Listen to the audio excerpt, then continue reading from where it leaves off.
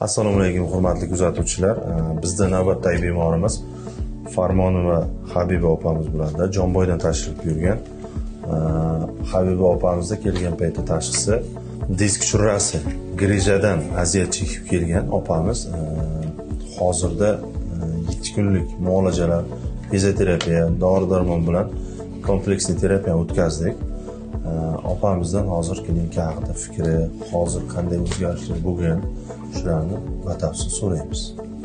Opa, kelgan paytingizda qanday shikoyatlar bordi? Nima fizioterapiyalar oldingiz? Hozir holatingiz qanday? Og'riqlar qo'ydimi? Shularni bir aytib bersangiz. Assalomu alaykum. Men kelgan vaqtim hassaga suyanib qolgan edim, ba'zi yurib kelar edim.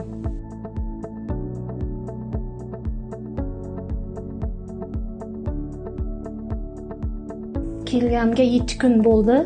7 kun davomida hozir juda ham yaxshiman. Fizioterapiya ukollarini oldim. O'zim yuribman bemalol. Oldingi birinchi kelgan holatimdan hozir juda ham yaxshiman.